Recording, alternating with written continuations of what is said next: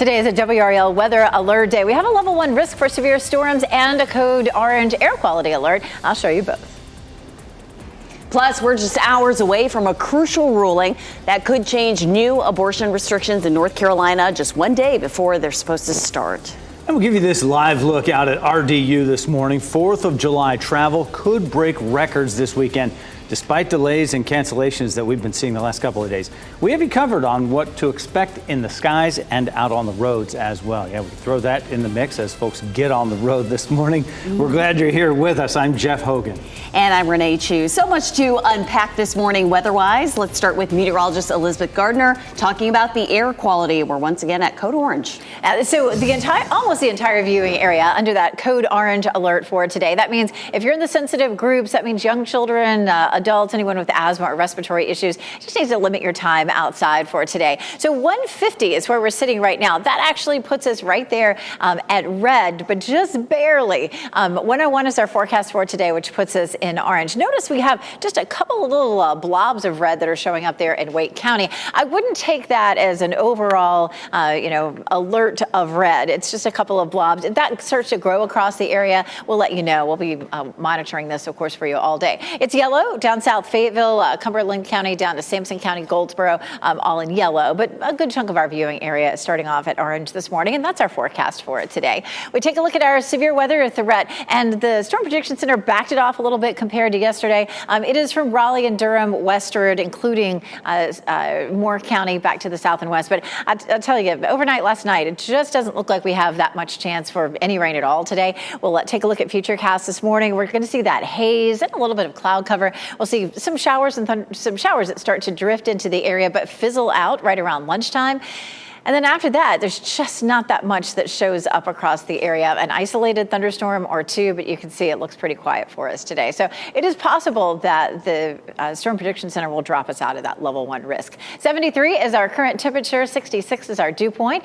We do get into a warm afternoon. Yesterday's high was in the upper 80s. We'll keep it in the upper 80s for today. Small chance for storms. We have a weather alert day all through the weekend until Monday. I'll show you coming up. Thanks, Elizabeth. We have breaking news right now. Kildare Farm Road and other roads in downtown Cary are back open this morning after a gas leak in that area. The city announced just before 1 a.m. that all roads in the area have now reopened. Crews worked for about 10 hours to fix a leak right outside Cary Elementary School. According to Dominion Energy, a third-party contractor struck a line while digging in that area. The Cary Arts Center remains without gas service this morning. Hey, good morning. Ken Smith here in the WRAL Live Center. We want to get some video courtesy of the WRAL breaking news tracker. I lost my train of thought there for a minute. This is a crash that happened around 1:30 a.m. on Glover and Rigsby Road. It involved a train and a car. We're still working to get more information about it, but as you can see from this video that's just into our newsroom, the car is mangled. We're working with police to find out exactly about injuries and whether or not what the status of the investigation is right now. But we'll continue to follow this story here in the WRAL Live Center. Ken, thank you. In a matter of hours, we will know whether new abortion restrictions will take effect tomorrow in North Carolina. A federal judge is expected to issue a ruling by 12 noon. WRAL's Kelsey Coffey joins us live now with a look at what we can expect with this. Kelsey.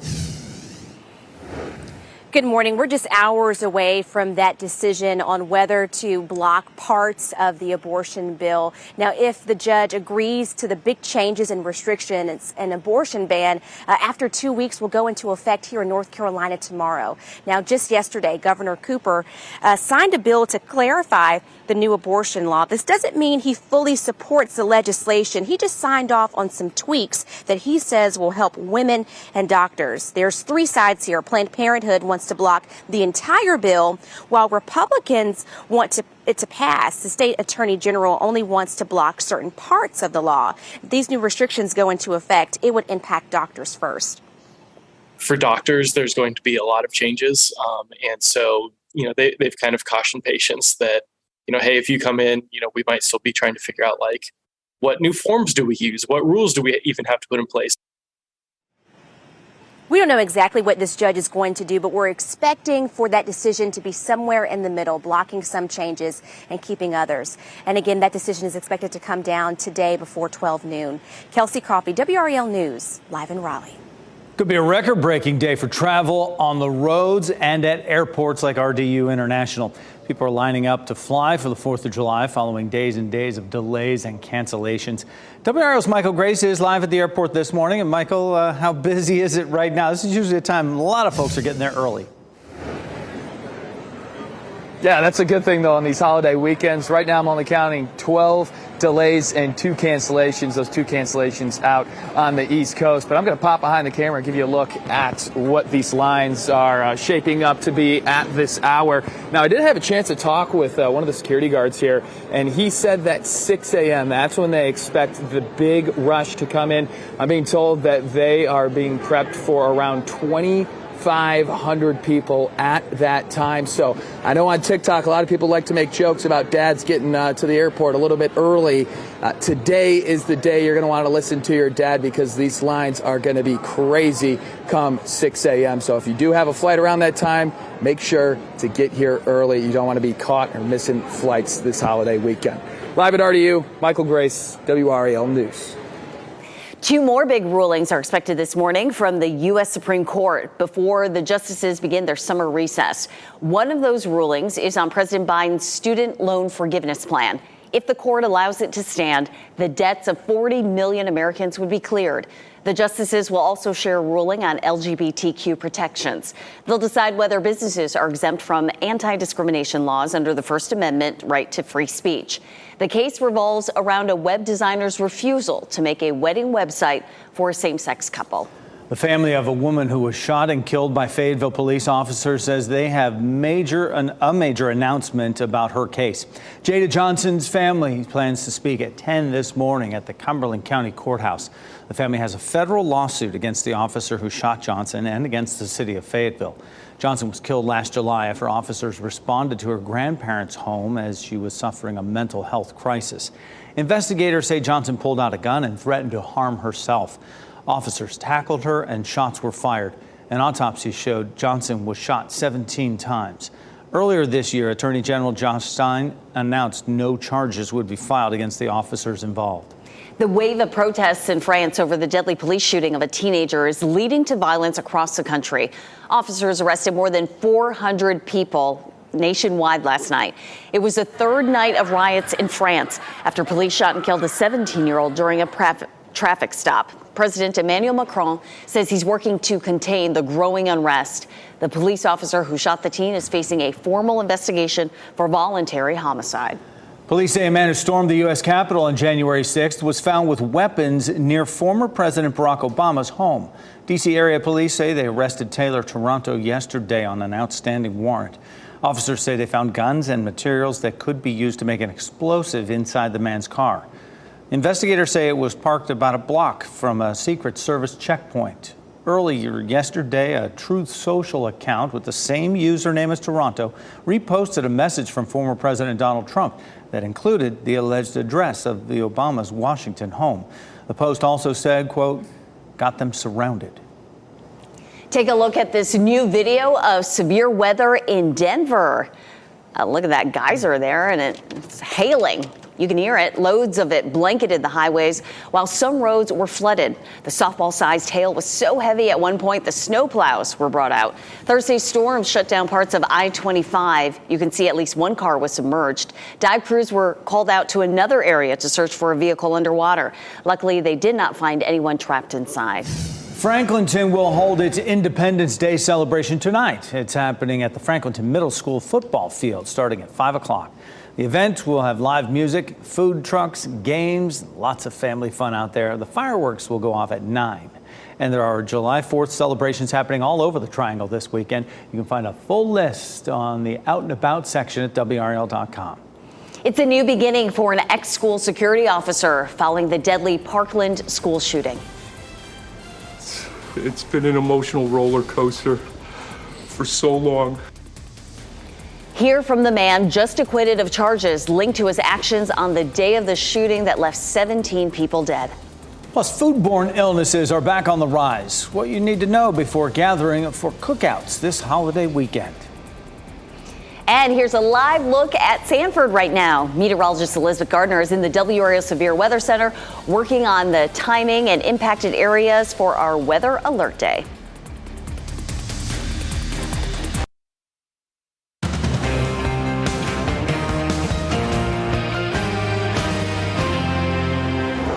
is 4:43 on this WRAL weather alert day, but it's looking less and less likely that we would see a lot of widespread severe storms today. The Storm Prediction Center bumped back our risk just a little bit farther to the west, so it's just a few of our western counties that are in that for today. We'll take a look at our Futurecast model coming up in just a few minutes. Air quality alert is code orange for today. It's actually a really high orange across our area right now, so when the sun comes up, it's going to look really hazy across Apex and really the entire viewing area, so be on the lookout for that. 68 in Wilson right now, 73 in Durham, 72 in Fayetteville. It's quiet this morning, just on the hazy side. And be careful out exercising this morning, especially with that fairly high number of particulates in the atmosphere. We'll see a high of 88 this afternoon.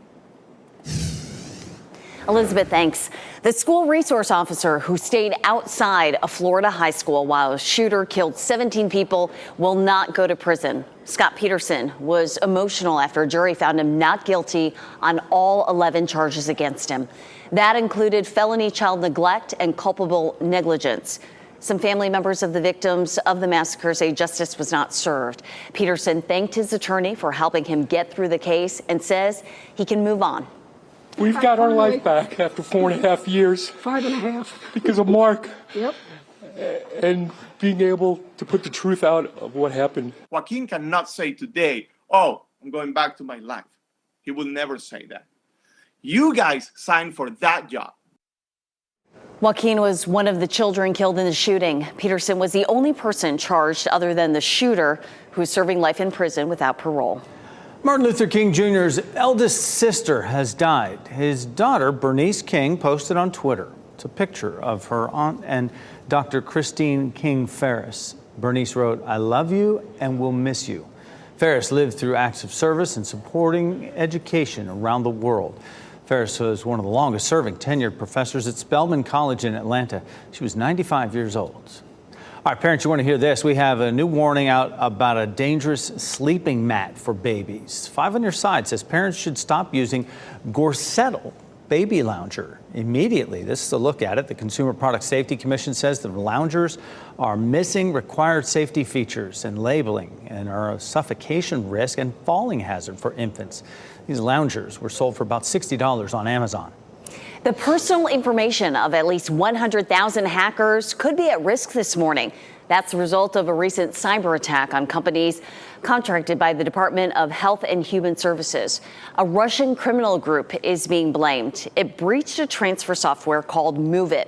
The company that makes the software issued a security update, but hackers still got into the system. Investigators believe they are targeting individual owners of stolen data with extortion demands. Police in Italy say they've identified the tourist who was filmed carving names into the ancient Roman Colosseum. Authorities say the man seen in the video is from the United Kingdom.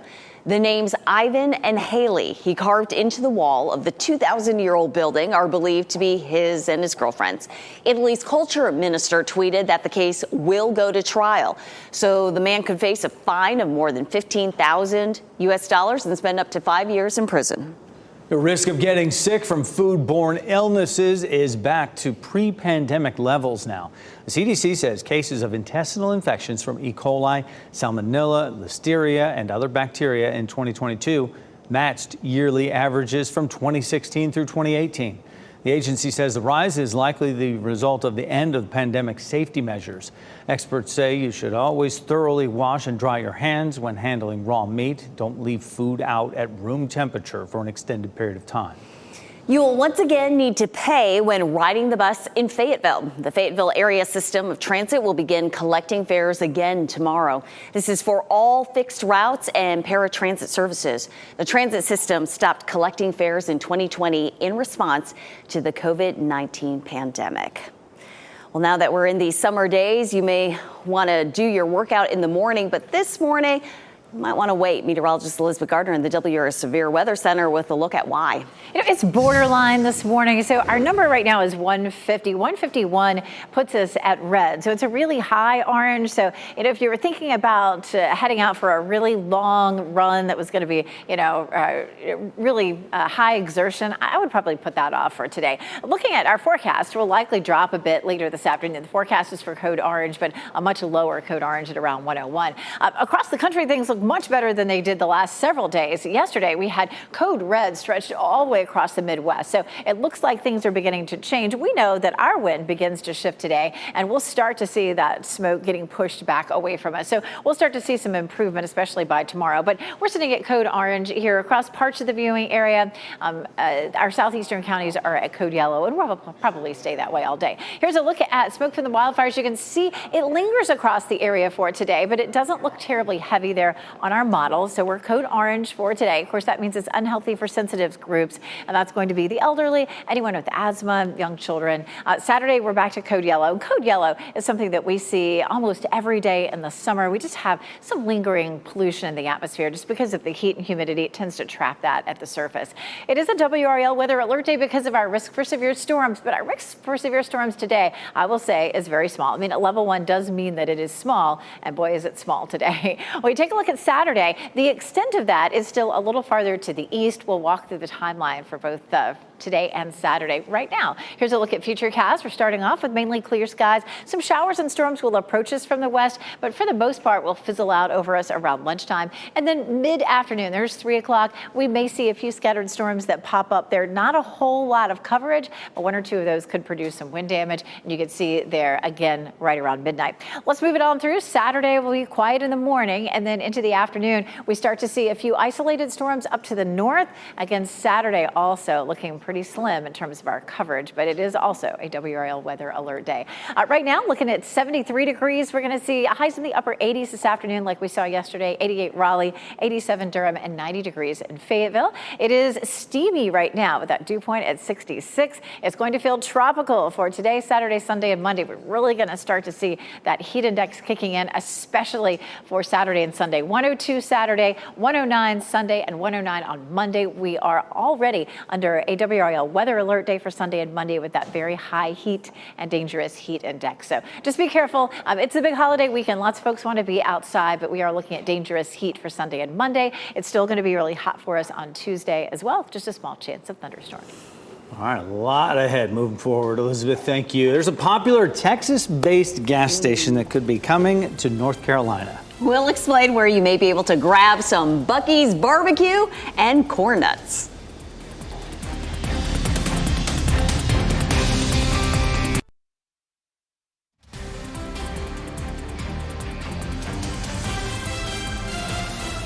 We're at 4:54 on your Friday morning. This is a live look right now. Downtown Raleigh, just a beautiful sight except for the heat and some of that haze that's on the way today. Keep you updated as you watch WRAL News. There is a popular Texas-based gas station and general store trying to come to North Carolina. Buc-ee's wants to build in Mebane in Alamance County. It would offer 120 gas pumps, more than 600 parking spaces, and a huge building to go with it. The closest location to us is Florence, South Carolina right now. Orange County leaders considered putting a Buc-ee's in Efland in 2019, less than 10 miles from this new location. They backed out when neighbors fought against the idea. A Durham woman has already won a medal leading up to the 2023 National Senior Games next week in Pittsburgh. She was chosen as a Humana game changer, a person who exemplifies healthy aging. WRAL's Ashley Rowe explains how she beat the odds of liver disease. Durham's Yvette Matthews has been active and physically fit for most of her life. Basically running around a lot. I mean, I like being outside. She's competed in sports like basketball, softball, and skating. In 1997, an annual physical revealed a rare liver disease. And the doctor told me I needed to get a liver transplant or I would, in 10 years, I would die. She needed a liver donor. As time went on, she ended up on disability. Then, in 2013, which is 12 years after the diagnosis, I received a liver transplant. After recovery, she got back to power walking and then running. Every day I added a little bit more, a little bit more, a little bit more. Now, at age 69, she's been training for the National Senior Games in mid-July. For her inspirational impact, Matthews has been named a Humana game changer. She's also lifting up the cause of organ donation. But if you're a healthy person or even not a healthy person, they can use your organs, they can use your skin, they can use your cornea. Just sign up and be an organ donor and let the doctors decide. At the senior games, Matthews still feels young and with no plans to slow down. I've only been doing track and field events for 10 years, and I feel like I have another 20, 30 years that I can still participate. And I'm going to be one of those people. I'm going to be doing this until I'm in my 90s. Ashley Rowe, WRAL News. Good for her. What an inspiration. This year, 11,000 athletes will compete in the National Seniors Game. And Yvette will be competing in the 100-meter run. We saw how fast she is. And then the 1,500-meter speed walk. And also the long jump. Unbelievable. She's going to be great. Amazing, yeah. And this is a live look right now. Durham this morning. Today is a WRAL Weather Alert Day. And meteorologist Elizabeth Gardner will tell us what to plan for as we head into this holiday weekend. Today, we'll find out which new abortion restrictions will be allowed to take effect in North Carolina starting tomorrow. Coming up at 5, we'll hear from our NC Capitol experts on what's likely to be included. And the FBI is stepping in to stop a dangerous trend. The new system being implemented to help police stations track fake 911 calls.